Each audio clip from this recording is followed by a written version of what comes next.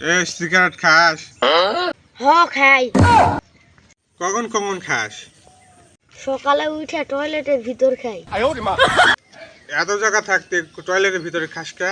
টয়লেটে বইসা না খাইলে আমার হাগা হয় না। আর কখন কখন খাস?